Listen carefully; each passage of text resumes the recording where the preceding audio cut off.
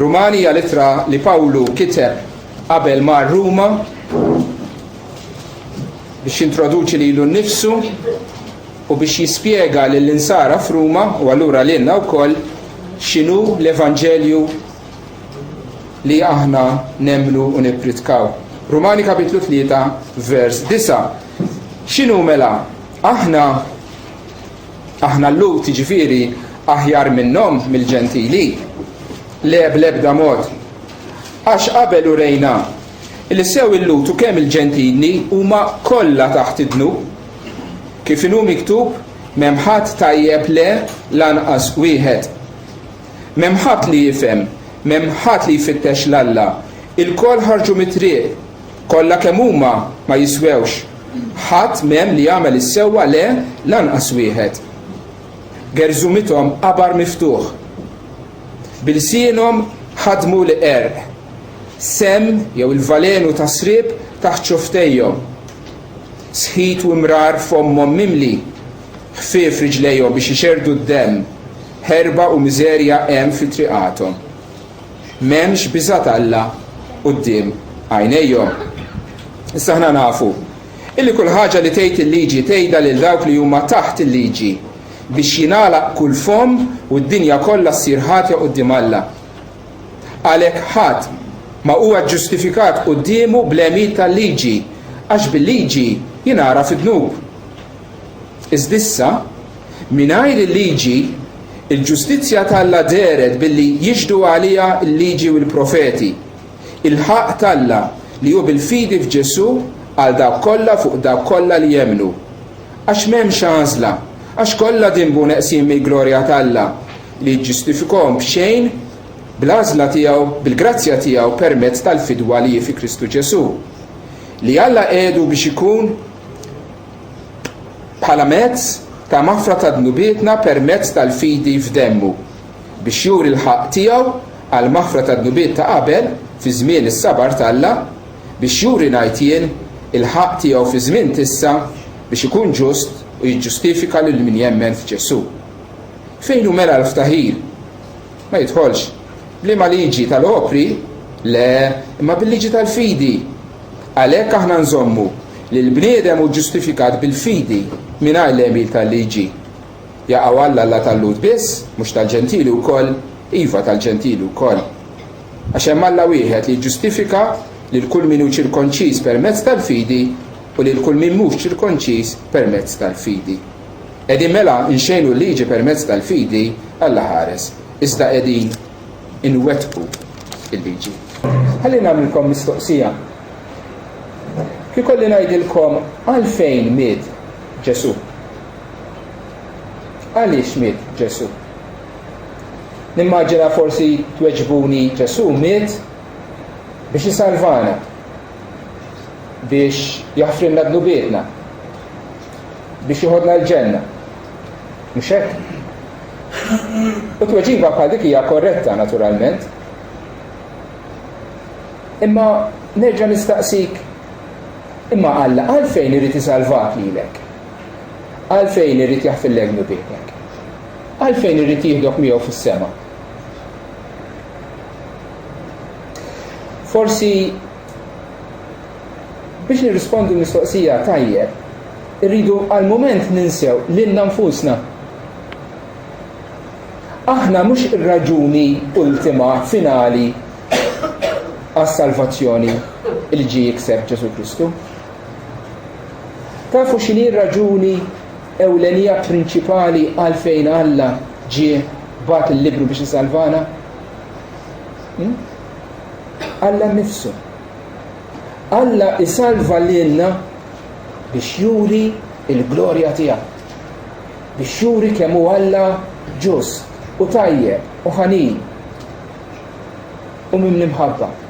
Alla jrid jagħmel minna ħbil tiegħi esibizzjoni biex tul l-eternità kollha aħna nkunu hemm fil-vetrina tiegħu biex juri fina kemm huwa Alla tajjeb u grazzjuż. U fil-passaġġ li qrajna dalgħodu ħanieħu biss silta 4 versi biss li nixtieq nerġa' naqrawhom flimkien. U U minna ħanisiltu dan il-prinċipju ewlieni illi Alla fl-Evanġelju juri jimmanifesta il-glorja tiegħu. Però jien naqra flimkien. ċe naqra jiena u tistgħu tisemgħu. Vers 22 jispiċċar billi jgħid m'hemmx distinzjoni, m'hemmx għażla. Għax kollha dimbu u neqsim il-glorja t'Alla illi ġustifikhom b'xejn bil-grazzja tiegħu permezz tal-fidwa li hi fi Kristu Ġesu. Li Alla qiegħdu biex ikun bħala mezz tal-maħfra tad-dnubiet, f'kelma waħda propizjazzjoni, permezz tal-fidi f'demmu, biex juri l-ħaq tiegħu għal maħfra tad-dnubiet ta' qabel fi żmien is-sabar t'Alla. Biex juri ngħid jien il-ħaq tiegħu fi żmien t'issa biex ikun ġust u jagħmel ġust lil min jemmen f'Ġesu. Il-Vanġelu insibuh f'kull parti tal-Iskrittura, partijiet minnhom aktar ċari minn oħra. Però jekk hemm ktieb wieħed fl-Iskrittura illi huwa l-aktar ċar fil-ispjegazzjoni ta' x'inhu l-Evanġelju, l-implikazzjonijiet tiegħu, dan huwa l-ktieb tar-Rumani. U jekk hemm żewġ versi fil-ktieb tar-Rumani kollu illi fil-qosor mod konċis ħafna jispjegawna l-Evanġelju, fil-fatt huma dawn il-versi li qrajna llum.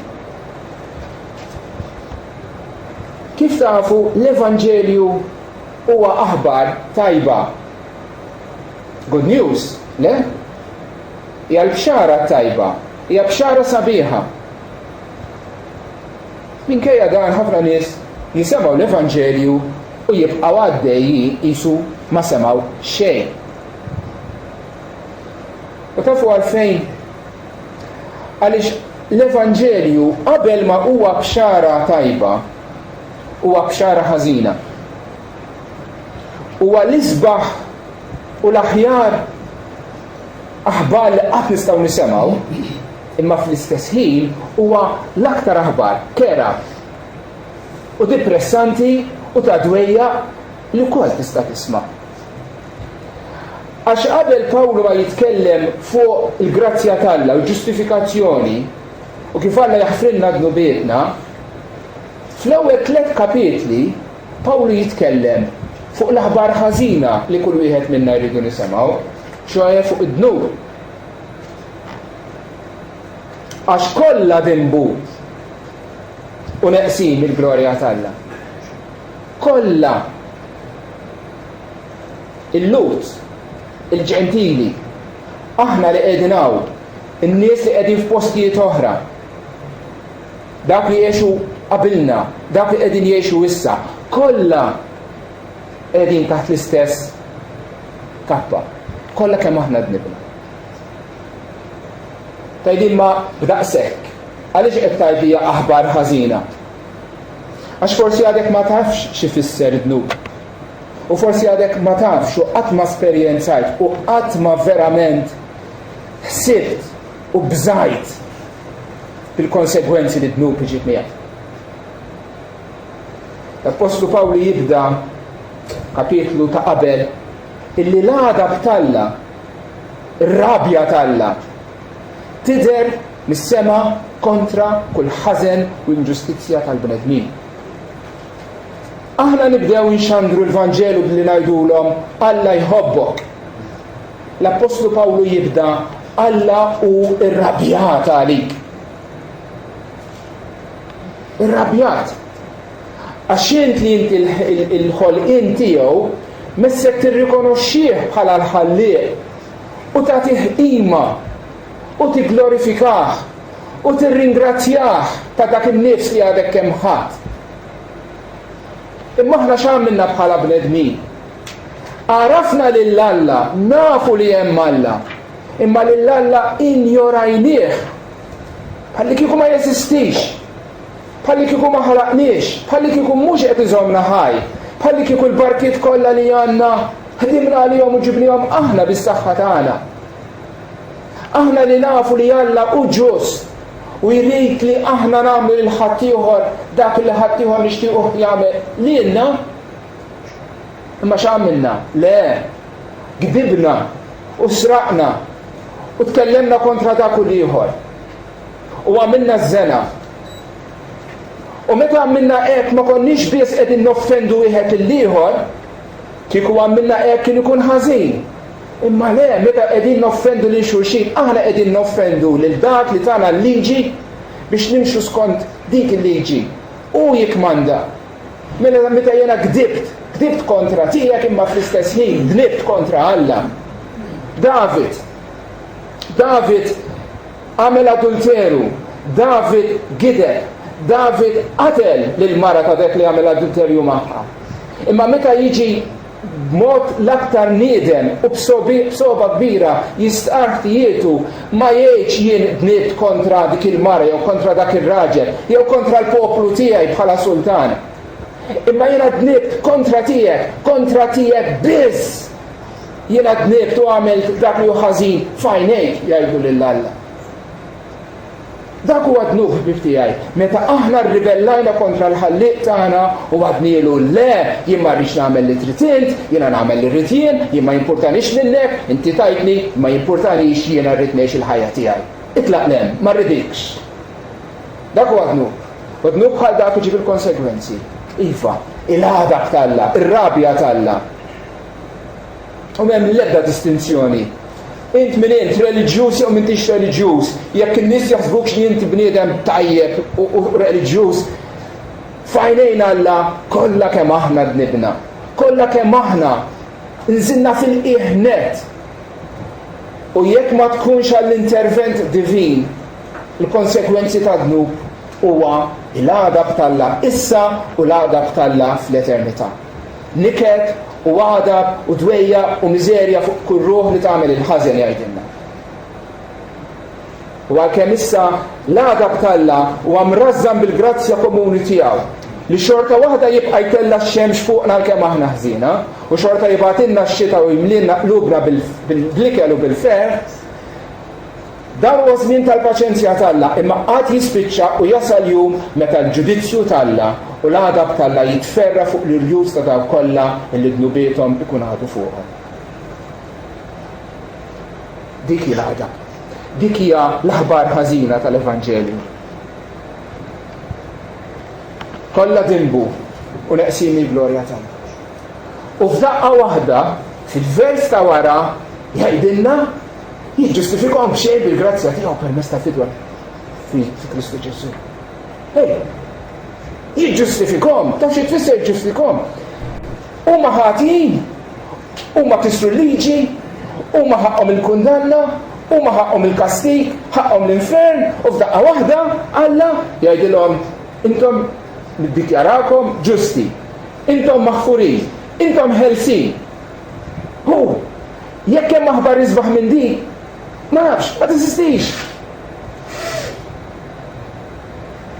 Ħana ġa ngħid għalfejn in-nies ma jfirħux b'din l-aħbar. Għax għadhom mhumiex konxji ta' kemm serja il-kundizzjoni tagħhom. Dan bħal meta għandek bniedem hija tikkalzrat fil-ħabs, omru l-ħabs ġo ċella. Dik hija l-kundanna tiegħek. U jiġi xi ħadd jiftaħlu l-bib u jgħidlek il-President jew ir-Re iddikjara li inti ġustifikat, inti tista' taqbad ħwejġek u titlaq il-barra. Inti ħieles. Dak jifraħ għax jaf illi apparti minn dak l-ediet tas-sultan huwa msakkar hemmhekk għal dejjem sakemm imut. Jew inkella bħal wieħed li għandu marda terminali li qed toqtlu ftit u li wasal fl-aħħar ta' ħajtu. Jaf li fadallu ftit ġranet u ħajmut. U jiġi tabib u jgħidlu sieħbi, għandi aħbar tajba għalik, sibna il-kura għal-marda tiegħek. Dak jifraħ, imma qabel tinduna, qabel ma tirrealizza li jien midlek li jinħadi li jiena qiegħed bis-sejf talla fuq rasi. U kull mument Alla jista' jsejjaħ li għall-ġudizzju jibgħatni fl-infern, il-messaġġ tal-Evanġelju int ma tapprezzax. Iva, li Alla li dawk illi jiddikjarhom li huma ħatja li dimbu kontra tiegħu f'daqqa waħda idur jgħidilhom intom ġustifikati hija l-isbaħ u l-aħjar aħbar li qatt tisma'. Imma fl-istess ħin hija xi ħaġa li hija perplessa li tħawwadna li tfixkilna jekk naħsbu ftit fuqha. Għaliex il-Bibja tgħid f'post ieħor illi min jeħles il-ħati u min jikkundanna lil min mhux ħati il-mulej jiskerraħhom. It-tnejn. U din hija ġustizzja, le? Din hija ġustizzja.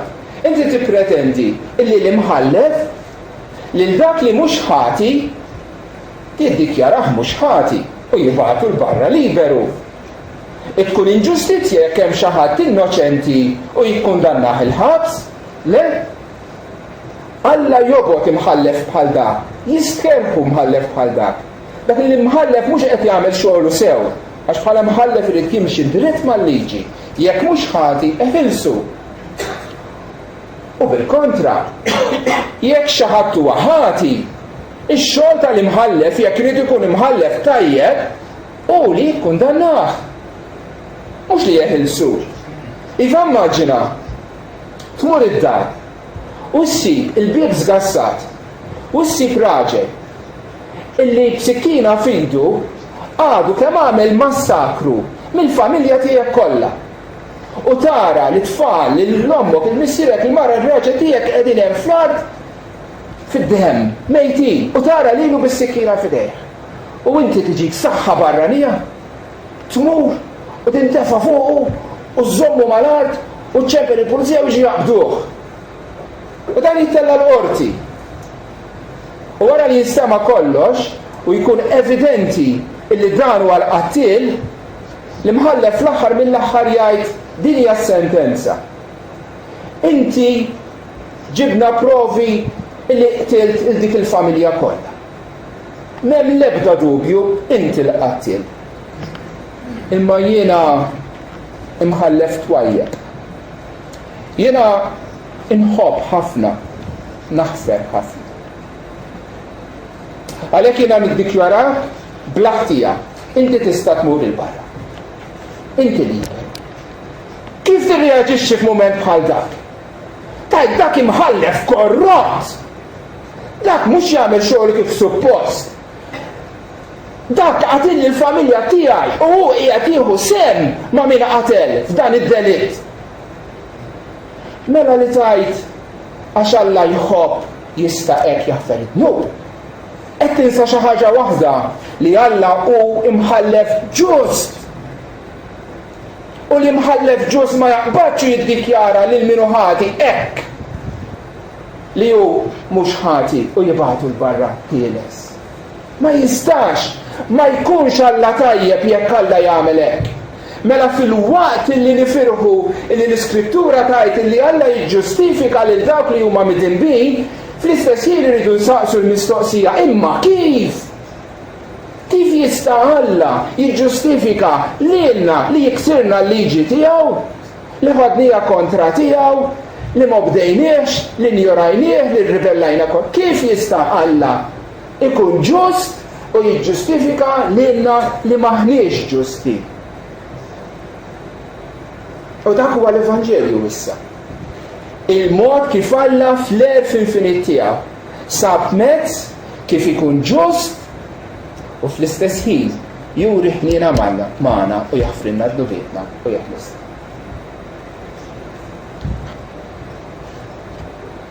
Żewġ kelmiet li juża jiġġustifikhom b'xejn u bil-grazzja. L-ewwel ħaġa li rridu nifhmu hija din. Illi meta Alla jiġġustifika lilna, jiġġustifika mhux għax aħna ħaqna nkunu ġustifikati, jew b'xi mod ħdimna u għamilna ħafna opri biex Alla jibbilanċja l-miżjen u jgħid iva ta' intom ġusti. Jgħid Alla jiġġustifikhom b'xejn. Free. Infatti traduzzjoni bil-Ingliż kif tinnotaw hemm il-kelma gift. Għotja, mhux paga, mhux ħlas għal xi ħaġa li għamilt, imma gratis, b'xejn, din ħanatijilek għax inħobbok. Bħal meta jkun hemm tallab fi triq, tgħaddi minn ħdejh, taqbad 10 euro u tieħu fidu. Tajlu din tiegħek u tibqa' dej. Mhux għax ħaqqilu, mhux għax ħadem għalija, mhux għax jixraqlu, imma sempliċement għax inti tajjeb, twajjeb u oġbok ta' tieħ dik il-10 euro. Mela Alla jiġġustifikana bħala qotja b'xejn, bil-grazzja. Kelma grazzja ma tistax tidħol fi knisja evanġelika jew tiftaħ il-Bibja u ma tismaħtiex 10 darbiet kuljum. Il-grazzja dak li hija favur li mhix mistħoq. Kapitlu 4 tal-istess sitra Pawlu jispjega billi jagħmel kuntrast bejn grazzja u paga. Grazzja hija xi ħaġa li tirċevija għax ma ħaqqekx, filwaqt li paga hija xi ħaġa li tkun ħdimt għaliha li jistħoqlok. U Pawlu jgħid aħna maħniex ġustifikati bħala paga, bħala ħlas għall-għamil tagħna, imma bi grazzja mingħajr ma ħaqna, mingħajr ma jistħoqilna. Tajli din ukoll li aħbar tajba, żgur li aħbar tajba, imma l-bniedem ma jaċċettaħiex ta' għax il-bniedem bħal dak iż-żvenġ huwa tant minn fuq bih innifsu li jippretendi number 1 li mhux daqshekk ħażin. U number 2 li jista' b'naqra xogħol minn tiegħu irraqqa ftit l-hawn u hemm u jiġi orrajt quddiem Alla. Forsi lil Alla jitolbu naqra għajnuna hekk kemm jgħinu ftit. Le, bil-ħila tagħna laqqas biss nibdew biex insewwu l-kont ta' dejn li għandna mal. Laqqas nibdew. Alla jiġġustifikhom b'xejn bil-grazzja tiegħu permezz tal-fidwa fi Kristu Ġesu. U dak hija naħseb stampa li turi ċar xi tfisser meta Alla jiġġustifikana b'xejn. Hija qotja, hija gift illi xi ħadd minn qalbu jagħtik. Għax iħobbok, għax irid jagħtilek. Imma l-Apostlu Pawlu jkompli jgħid. Jiġġustifikhom b'xejn bil-grazzja tiegħu permezz tal-fidwa li hi fi Kristu Ġesu. Inti ma ħallast xejn għal dik l-għotja, ma jfissirx li dik l-għotja hija cheap, hija rħisa, ma tiswa xejn. Infatti dik l-għotja biex inxtrat kellu jitħallas prezzoli. Tafu x'inhu l-prezz u xekk. Id-dem prezzjuż ta' Kristu. Il-ħlas ma minniex aħna. Il-ħlas għamlu u stess dak li tagħna l-għotja. Alla ta' lill-ibnu biex ikun il-fidwa tagħna biex jiġi fuq is-salib biex xerred demmu biex jixtrilna biex jiksbilna il-ġustifikazzjoni.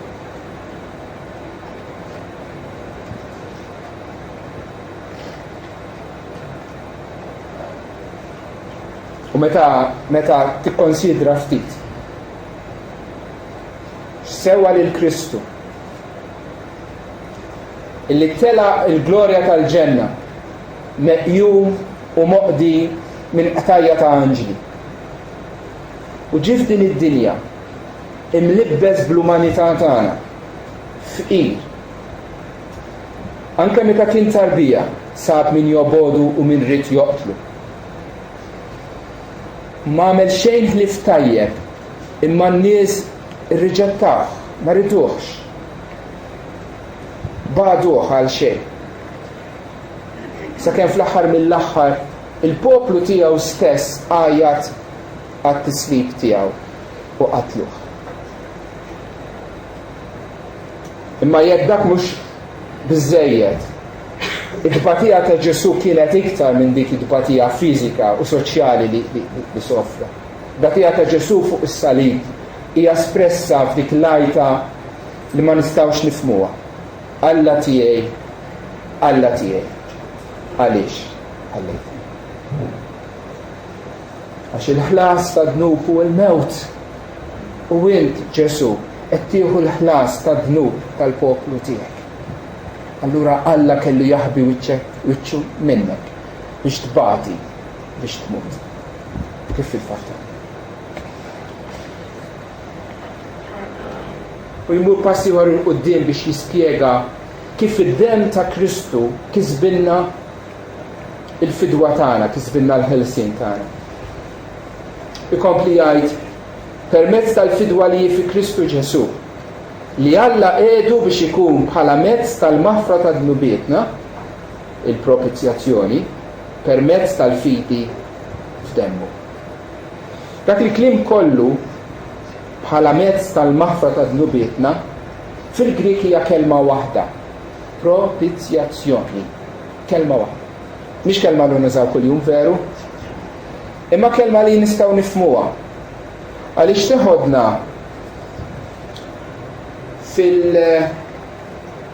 fil-tempju, u tafu li fit-tempju kien imqassam partijiet differenti. Il-parti ta' ġewwa net, il-parti l-qaddisa, l-aktar qaddis, il-qaddis tal-qaddisin, kien hemm l-arka, kaxxa tal-injam miksija bid-deheb u ġo fiha l-10 mandamenti. U fuqha kellha dal-latu u żewġ kerubini jagħtu lil-latu. Għaliex dak latu kien jissimbolizza it-tron u l-preżenza tal-Alla mal-poplu tiegħu. L-arka kienet is-simbolu ta' dik il-preżenza tal-Alla magħhom. Imma fl-istess ħin l-arka kienet moħbija, kienet hemm ġew. Il-ġewwa mill-velu. Il-velu kien qisu separju oħxon, ħadd ma kien jidħol ħdejh. Għax fil-waqt li Alla qiegħed mal-poplu, hemm xi ħaġa tifridhom. U dak huwa d-dnub. Id-dnub li jifred il-bniedem minn Alla. Allura darba fis-sena il-qassis il-kbir kienu joffru żewġ annimali biex jerdu dem. Kienu joffru annimal, jiġbru d-dem tiegħu ġo biqja, u l-qassis il-kbir din il-ġurnata, the Day of the Atonement, jidħol fil-post il-qaddis bid-dem. U bid-dem ixarrab il-ġnub tal-atu. U l-lut bdew isejħu dak latu bħala the mercy seat. It-tron tal-ħniena. It-tron tal-ħniena għaliex id-dem tal-annimal juri illi xaħat patta, xaħat miet, xaħat ħa il-kastik tad-dnub tal-poplu. Il-qassis effettivament li l-Alla qed jgħidlu isma' aħna midinbin, aħna ksirna liġi tiegħek. Imma minna sagrifiċċju, tilna l-annimal, ara, id-dem xerret tiegħu huwa l-evidenza li s-sagrifiċċju sar. Ġej hawnhekk biex nurik il-sagrifiċċju, mela kun ħanin magħna. Din hija l-propizjazzjoni. U infatti il-cover bida jissejjaħ il-propizjatorju, il-post fejn Alla juri ħniena. Fejn l-għadab tiegħu ġie imwarrab u minflok għadab issa għandu dispożizzjoni ħanina magħna. Il-kelma propizjazzjoni fit-Testament il-ġdid apparti il-vers li għadna kemm qrajna nsibuha fi 3 postijiet oħra. Nixtieq naqraħulkom waħda minnhom hija fl-ittra lil-Lut, kapitlu 2 vers 17. Jgħid minħabba dan kien imissu Ġesu ġifieri ikun magħmul jixbaħ lill-aħwa f'kollox sabiex isir sommu saċerdot ħanin u fidil fis-servizz tal-Alla ħalli jippropizja għad-nubiet tal-poplu. Dan il-vers ifakkarna fir-raġuni tal-inkarnazzjoni. Għaliex kien hemm bżonn illi liben tal-Alla biex jisalvana isir bniedem, għaliex aħna kellna bżonn rappreżentant uman biex jidħol quddiem Alla. Imma mhux biss ġie bħala bniedem biex ikun il-propizjatorju, biex ikun hu illi jxerred demmu għal maħfra ta' dnubietna. Tirrealizzaw bil-tiegħi li Alla u minix ħanju żball ma setax isalvana apparti mid-demm illi xerred Ġesu. Alla li jista' kollox ma setax isalvana apparti mill-inkarnazzjoni ta' ibnu u s-sagrifiċċju tiegħu fuq is-salib. U ngħidlek għal raġuni waħda biss, għaliex Alla ma jistax imur kontra in-natura qaddisa u ġusta tiegħu stess. It-tieni vers, u nnifsu il-propizjazzjoni għal dnubietna. U mhux għal tagħna biss, iżda wkoll għal dnub tad-dinja kollha. U din turi is-sagrifiċċju ta' Kristu bħala l-uniku mezz għal fidwa tagħna u tal-bnedmin kollha. Jekk xi ħadd jippretendi li se jasal għand Alla apparti minn Kristu għandu żball, għax il-Bibja tiddikjarah bħala hu il-mezz tal-maħfra tad-dnubiet għalina u għan-nies tad-dinja kollha. Ħbieb tiegħi m'għandniex Vanġelu ieħor x'inxandru, m'għandniex Kristu ieħor x'inxandru, m'għandniex mezz ta' salvazzjoni x'inxandru. Ħlief Ġesu u biss il-propizjazzjoni għal dubietna. U fl-aħħar mill-aħħar, f'dan ili mħabba, mhux illi aħna ħabbejna lil Alla, iżda illi hu ħabna u bagħat il-libnu bħala il-propizjazzjoni għal dubietna. Aħna l-Evanġeliċi kultant ikollna idejat naqra mawġa. Mhux l-ewwel darba tiġi dik il-konverzazzjoni u tindika illi donnu Kristu miet biex Alla jsir ħobna. Lill-Alla l-Missier impenġuh bħala dak l-Alla żgħar illi mbaġġi Kristu u bis-sagrifiċċju tiegħu ġalu jsir ħobna. Din hija ereżija, din hija totalment żbaljata. Huwa assolutament il-kontra. Illi kien Alla illi fl-imħabba tiegħu bagħat lill-ibnu biex ikun il-propizjazzjoni tagħna. Kienet l-imħabba t'Alla li ħadet l-inizjattiva biex jibgħat il-Ġesu, biex Ġesu jkun jista' ixerred demmu, biex Alla jkun jista' jkun ġust u fl-istess ħin ikun jista' jiġġustifika lilna permezz tad-demm li xerred Ġesu. Din mela hi xi tfisser propizjazzjoni. Is-sagrifiċċju li Ġesu xerred li għamel it-tixrid ta' demm biex ibijak l-għadab t'Alla biex Alla jkun jista' jiġġustifikana u fl-istess ħin ma jiksirx l-istess liġi u kmandamenti tiegħu.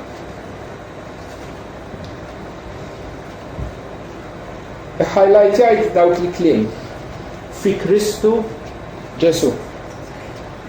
Fi Kristu Ġesu.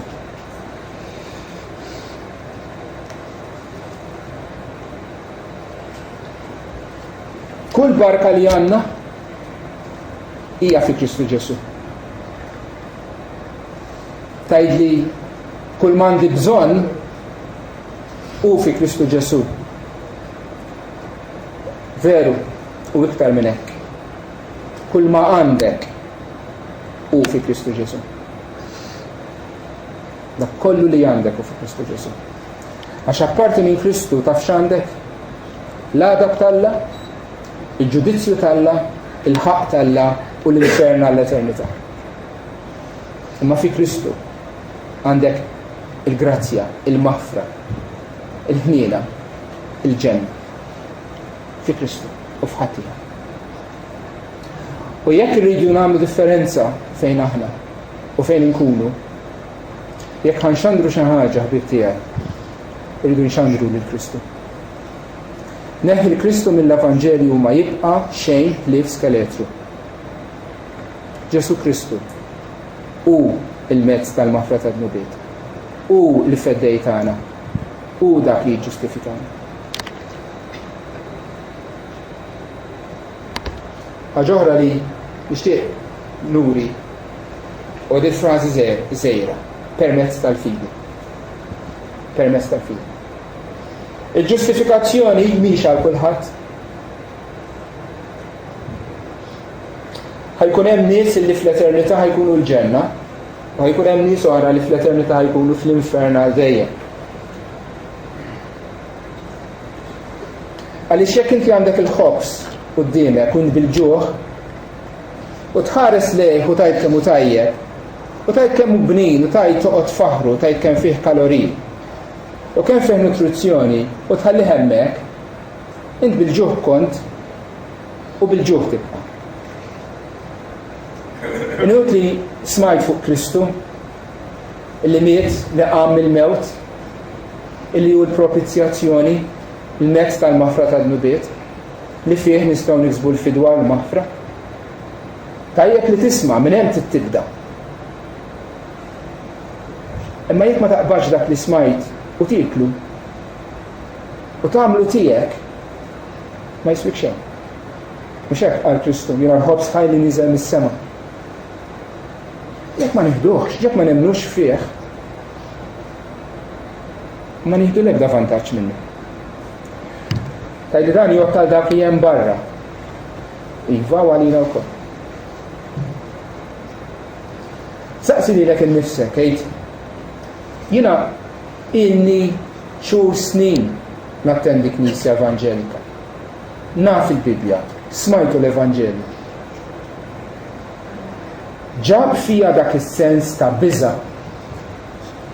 Ir-realizzazzjoni illi jiena minħabba d-nubiet li ħaqni l-infern twerwirt fil-preżenza t'Alla. Ħassejt ġibda biex nistkerraħ dak il-ħmieġ ta' dnub li darba għext fih. U lill-Alla rid qatlu mulej eħlisni. Mhux biss mill-ħtija mill-konsegwenzi ta' dnub. Imma ħlisni minnu wkoll għax ġbajt fih. Ma rridx ngħid iktar f'dak il-ħmieġ li għext sissa. U din ma tapplikax għal dak li huma mitlufa ħbib tiegħi. Din tapplika għalina li aħna nsar.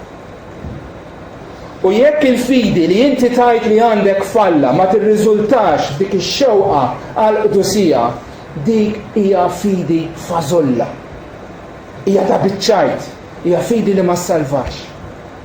Jekk il-fidi li suppost biha int maqut ma' Kristu, imma ħajtek ma kien hemmx dik il-bidla spiritwali u morali, jekk inti ma għandekx dik ix-xewqa li tagħmel it-tajjeb u attwalment tagħmel it-tajjeb u tobgħod id-dnub u tħobb ix-xirka ma' Alla u t-talb u fittixtu għaliex inti tħobbu, ngħidlek ħabib, attent, tassumix li għandek il-fidi għax jista' jkun li m'għandek xejn.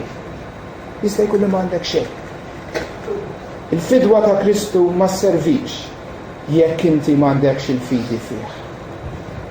U nispiċċa billi ngħid ħaġa waħda biss. L-għotja li semmejna li jagħtina Alla hemm bżonn taqbad u toħodha bidejk. Dak li dejn huma l-fidi li jieħdu mingħand Alla din l-għotja b'xejn li hu jagħtina. Huda bi gratitudni, huda b'ringrazzjament, huda u gawdija, għax hija tiegħek, għax Kristu kisibbilek. U dan kollu jservi għal ħaġa waħda biss. Vers 25 jgħid li Alla qiegħdu biex ikun il-propizjazzjoni permezz tal-fidi f'demmu biex juri l-ħaq tiegħu għal maħfra tad-nubiet ta' qabel fi żmien is-sabar t'Alla u jerġa' jgħid biex juri ngħid jien il-ħaq tiegħu fi żmien tissa biex ikun ġust u jiġġustifika lil min jemmen f'Ġesu.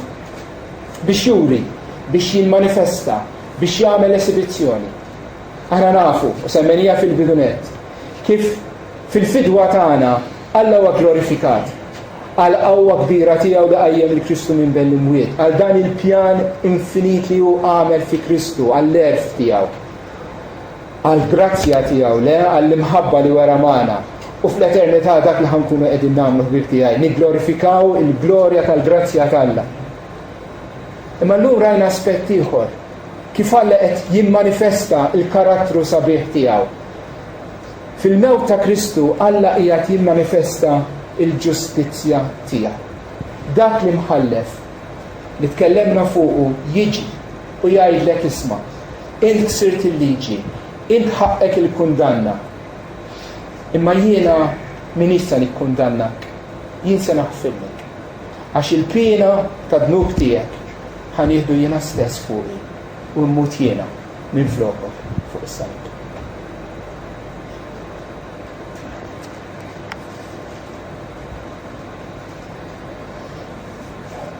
L-aħwa jekk memnuh dan, ħajja tagħna tkun mibdula radikalment. Jekk aħna rċivejna daqshekk mingħand Alla, daqshekk imħabba, l-imħabba illi waslitu biex jibgħat il-libnu jmut għalina fuq is-salib. X'għandu jkun ir-rispons tagħna li filli niglorifikaw, li ngħixu għalih, li nħobbuh, li nipproklamaw l-istess Vanġelu illi bih aħna ksibna il-ħajja. Kif jgħid fis-Salmi, ħanin il-mulej u ġust, iva Alla tagħna u tal-ħniena.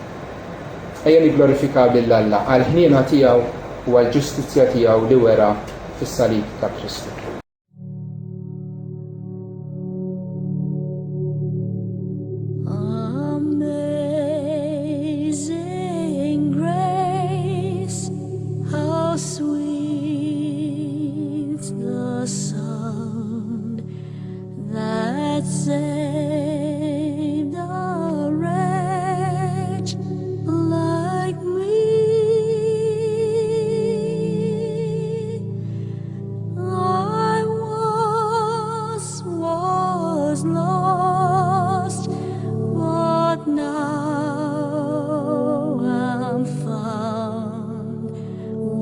Blind.